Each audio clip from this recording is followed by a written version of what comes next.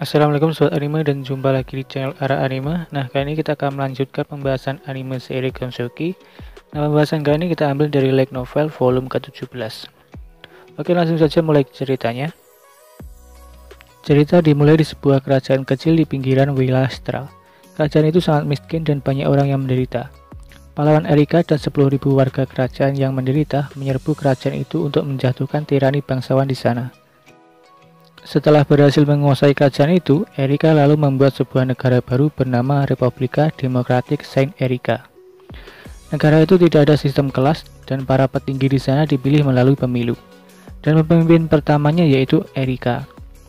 Intinya Erika ini membuat sebuah negara yang kaya di bumi, tapi tidak ada kesenjangan hidup di sana. Tapi cara melakukannya itu lewat jalan kekerasan. Setelah negara itu berdiri, Erika lalu menyalurkan harta yang diperolehnya dari para bangsawan untuk memperbaiki kota yang hancur dikarenakan perebutan kerajaan itu. Selain kecantikannya, Erika juga sangat dihormati oleh para warga, dan saat ini ia berusaha membangun kembali negaranya. Ketika itu, Erika ingin pergi ke kerajaan lain untuk menyebarkan paham ajarannya untuk menyelamatkan orang-orang dari tirani bangsawan. Andre di sini sedikit ragu akan keputusan Erika dikarenakan ia seorang kepala negara dan juga negaranya masih baru. Andre saat ini merasa khawatir akan keselamatan Erika. Namun Erika sudah bulat akan keputusannya dan yakin orang-orang di parlemen dapat menangani negaranya ketika ia pergi. Erika lalu menawarkan ke Andre untuk dibawakan souvenir dari kuil perdagangan Rika. Namun Andre menolaknya dikarenakan ia bukan pedagang lagi saat ini.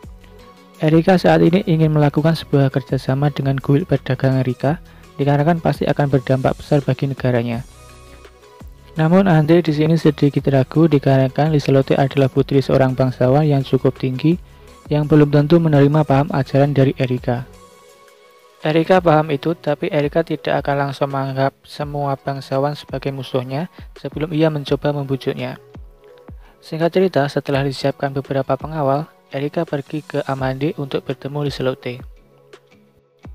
Cerita berganti ke Rio yang saat ini berada di mansionnya di Garlak. Saat ini sudah 10 hari setelah Rio tinggal di Garlak. Charlotte menemui Rio dan Celia. Charlotte memberitahu bahwa ada pekerjaan untuk mereka berdua. Charlotte di sini menawarkan agar Celia menjadi guru sihir di akademi, sedangkan Rio menjadi pelatih seni bela diri di kerajaan. Rio di sini menjawab kalau ia tidak punya pengalaman mengajar dan tidak yakin apa bisa menjadi pelatih yang baik. Selain itu, ia juga tidak terbiasa dengan gaya pedang di Garlak. Yang dimaksud Rio tidak punya pengalaman mengajar itu adalah pengalaman mengajar secara kelompok atau tim. Dikarenakan saat Rio mengajar Masato dan penduduk roh, Rio hanya mengajarkan bertarung individu. Jadi untuk mengajar kesatria akan sulit dikarenakan diharuskan bertarung secara kelompok. Selain itu, di sana juga ada para bangsawan yang belum tentu mendengarkan itu. Charlotte di sini sedikit paham apa yang dirasakan Rio, tapi Charlotte meminta Rio untuk mencoba melatih dulu dan baru memutuskan apa Rio setuju atau tidak. Rio di sini setuju untuk mencobanya dulu. Charlotte lalu menjelaskan siapa saja yang akan ikut dalam pelatihan itu, yaitu Satsuki dan pengawalnya, pelayan Liselotte, dan pengawal yang akan menjaga Flora dan Christina. Lalu Charlotte meminta agar Rio mengajak Aisyah dan trio Seire juga. Setelah itu, Charlotte bertanya ke Celia apa ia setuju untuk mengajar di akademi. Celia di sini setuju dikarenakan masih punya waktu sekitar 1 bulan di Garlak. Celia akan mengajar pelajaran dasar dan menengah untuk para siswa. Singkat cerita, keesokan paginya latihan pun dimulai. Para peserta yang akan mengikuti latihan pun berkumpul. Latihan ini akan ditonton oleh Celia, Charlotte, Christina, Flora, dan Liselotte. Latihan ini akan menggunakan pedang kayu seperti biasanya. Setelah berkumpul, Rio memperkenalkan dirinya dan juga memperkenalkan Aisyah dan trio Seire. Lalu memberitahu bahwa Satsuki juga akan ikut latihan dan memberitahu mereka agar mereka bersikap normal saja. Rio lalu menjelaskan akan bertarung dengan mereka satu persatu, yaitu tujuannya untuk mengukur seberapa kuat mereka sebelum memberi pelajaran. Singkat cerita, Rio saat ini sudah bertarung dengan pengawal Charlotte dan pengawal Christina Flora dan juga pengawal Liselotte. Dan saat ini adalah giliran dari Arya. Sarah sebagai wasinya pun memulai pertandingan itu. Setelah pertandingan dimulai, Arya kemudian menebas Rio, tapi Rio bisa menangkis semua serangannya. Ryo saat ini berpikir bahwa orang yang bisa melawan Arya selain dirinya adalah Aisyah.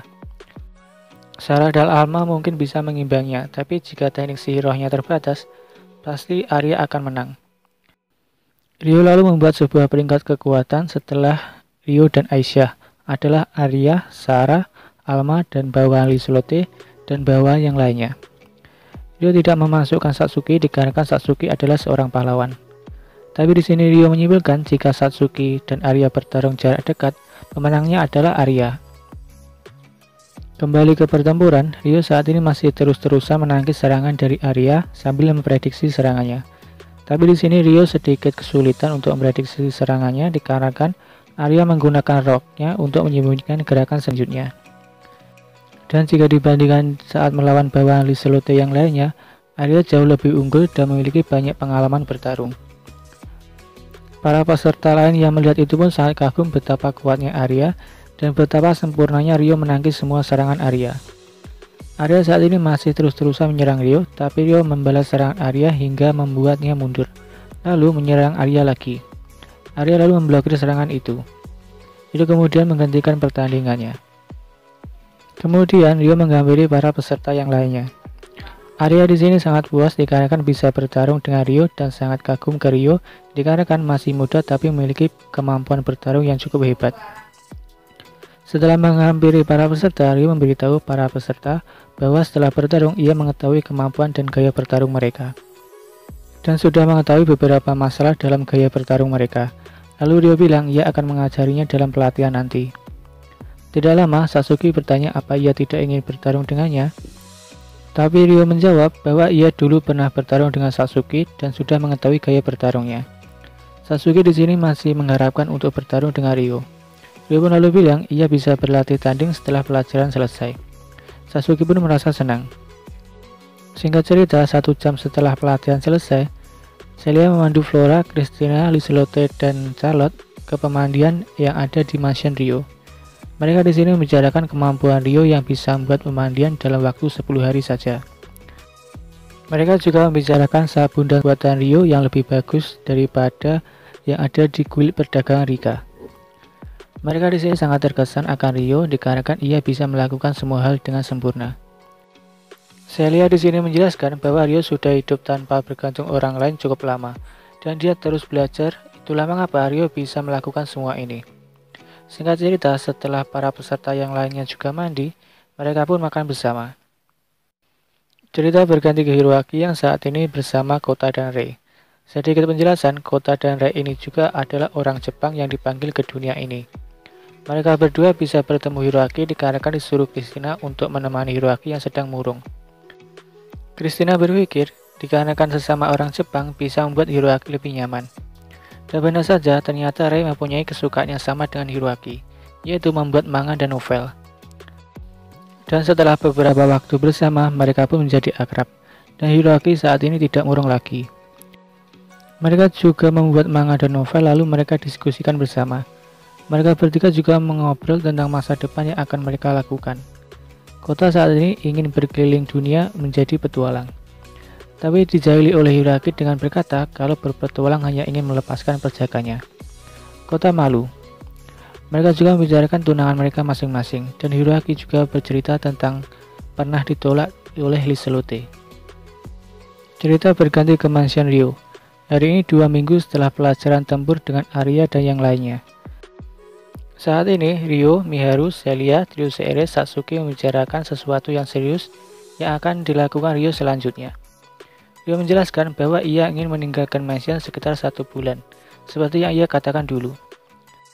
Ryo menjelaskan rencananya bahwa ia akan pergi ke tempat lahir trio Seire dan pergi ke wilayah Yakumo, tempat kelahiran orang tuanya. Ryo di sini masih belum bilang hutan roh dikarenakan Satsuki belum diberitahu. Perjalanan ke Yakumo membutuhkan waktu 1 tahun jika berjalan dan 1 bulan jika terbang. Itu lama dikarenakan tidak ada peta dan kompas, sehingga perjalanan hanya dilakukan siang hari. Dan di sana juga banyak sekali hal-hal yang sulit dan berbahaya. Satsuki lalu bilang, jadi pulang dan pergi membutuhkan waktu 2 bulan. Ryo membenarkan itu. Ryo saat ini belum memberitahu bahwa ada alat teleportasi yang bisa mempersingkat waktu sekitar 1 bulan. Rio lalu mengatakan bahwa ia pergi ke Yagumo ingin bertemu dengan sepupu perempuannya dan juga kakek neneknya. Setelah itu, Rio bertanya ke Latifah dan Aisyah apa mereka akan ikut ke Yagumo. Mereka pun menjawab mereka akan ikut. Sarah di sini juga bilang ia akan ikut ke Yagumo setelah ia mendapatkan izin dari desa. Sasuke sebenarnya juga ingin ikut ke Yagumo dan ingin bertemu dengan saudara perempuan Rio. Tapi dikarenakan ia tidak bisa meninggalkan kastil, ia tidak jadi ikut. Sasuke lalu bertanya ke Celia dan Miharu apa mereka akan ikut.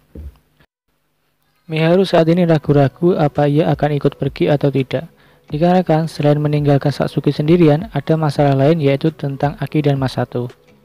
Tapi kemudian Sasuke bilang ia akan mengurus masalah mereka dan mengirim surat ke Masato dan akan memberitahunya ketika mereka kembali. Rio dan Miharu lalu menunduk dan bilang untuk mengawasi mereka. Rio lalu bertanya ke Celia apa ia akan ikut ke Yagumo. Celia di sini akan ikut pergi ke sana dikarenakan dia adalah seseorang asisten pribadinya. Jadi saat ini trio Seire memutuskan untuk kembali ke desa dulu dan meminta izin masuk untuk Celia. Tapi setelah memperkirakan bahwa perjalanan ke sana berbahaya jika dilakukan sendirian, Rio akhirnya memutuskan untuk memberikan alat sihir teleportasi ke trio Seire, yaitu untuk mempersingkat perjalanan. Sasuke yang melihat itu pun lalu bertanya apa itu alat yang sama yang digunakan untuk mencuri Putri Flora dan Christina. Tidak lama, Rio pun kemudian menjelaskan apa itu sihir teleportasi. Sasuke yang mendengar itu pun lalu berpikir bahwa itu alat yang sangat luar biasa. Lalu bertanya apa itu bisa digunakan untuk pergi ke berbagai tempat. Rio pun lalu menjelaskan bahwa itu tidak bisa. Alat itu hanya bisa digunakan untuk kembali ke desa mereka dan tidak bisa kembali ke wilayah astral. Rio di sini meminta Sasuke agar merahasiakan tentang teknik untuk membuat alat teleportasi karena desa trio Seire bisa diserang untuk mendapatkan formula itu. Kemudian Rio akhirnya menceritakan tentang kebenaran ras dari trio Seire kepada Sasuke. 2 hari kemudian trio Seire kembali ke hutan roh dan meminta izin ke sana. Singkat cerita, 3 minggu kemudian roh kontrak dari Sarah menghampiri Rio di mansion dan memberitahu bahwa trio Seire sudah kembali dan saat ini sudah ada di rumah batu di pinggiran wilayah Garlak. Malamnya, Rio pergi ke rumah batu. Lalu Sarah memberitahu bahwa Celia mendapatkan izin dan memberitahu bahwa saat di desa ada orang yang ingin bertemu dengan Rio. Rio bertanya siapa orang itu dan ada keperluan apa. Tapi Sarah bilang untuk mendengarkannya sendiri dari orang yang bersangkutan. Beberapa hari kemudian, Rio meninggalkan mansionnya dan berpamitan dengan Charlotte, Sasuke, Flora, dan Christina. Sebelum berangkat, Charlotte nampak sedih dikarenakan Rio meninggalkan mansionnya cukup lama, lalu menggoda Rio dengan mencium jarinya. Sasuke yang melihat itu lalu memberitahu Rio agar cepat meninggalkan mansionnya sebelum Charlotte menjadi lebih parah lagi. Rio, Latifah, Miharu, Aisyah pergi menggunakan kereta lalu terbang ke rumah batu. Sesamanya di rumah batu, mereka memutuskan untuk segera berteleportasi. Celia di sini sangat bersemangat dikarenakan dia akhirnya bisa bertemu dengan suku setengah manusia yang menurutnya itu sangatlah lucu. Rio kemudian menyuruh untuk tidak jauh-jauh darinya saat berteleportasi. Latifah dan Aisyah langsung memeluk tangan Rio. Celia berada di depan Rio dan tiba-tiba ada yang memeluk Rio dari belakang, yaitu adalah Miharu. Rio tahu itu adalah Miharu dan terkejut akan keberanian Miharu. Lalu Rio melihat ke belakang. Miharu wajahnya memerah lalu berkata jangan melihat ke belakang. Tidak lama Rio pun berteleportasi ke pinggiran hutan roh. Sesampainya di sana, Rio melihat orang-orang berpakaian kimono duduk di tepi danau kecil. Rio lalu sadar di sana ada Gouki, orang-orang dari Yagumo. Lalu Rio bertanya kenapa ia ada di sana. Tapi Gouki malah menggoda Rio dikarenakan Rio saat ini sedang bersama gadis-gadis cantik. Gouki lalu berlutut di depan Rio lalu menjelaskan tentang masalah membiarkan mereka menjadi pengikutnya dan meminta untuk diterima menjadi pengikutnya. Tidak lama, Sayo dan Shin yang tadinya bersembunyi menghampiri Rio. Sayo di sini sedikit sedih dikarenakan Rio bersama beberapa wanita. Tapi kemudian ditenangkan oleh Shin agar Sayo percaya pada Rio. Rio kemudian bilang sebenarnya ia sudah berencana pergi ke Yagumo. Tapi pertama-tama dia perlu berbicara dengan para tetua dulu. Mereka semua pun kemudian pergi ke tempat para tetua. Sesampainya di tempat para tetua, Celia lalu mengenalkan dirinya kepada para tetua dan pada kelompok Gauki. Mereka pun terkesan akan Celia dikarenakan memiliki sopan santun yang cukup tinggi, dan berterima kasih karena sudah merawat Rio dan trio Seire. Tidak lama kemudian, Trias pun muncul lalu menyambut mereka semua, kemudian menatap Celia. Trias selalu bilang bahwa sebagai seorang manusia, Celia mempunyai mana yang cukup tinggi, dan juga memiliki kemampuan mengendalikan Odo yang cukup tinggi juga.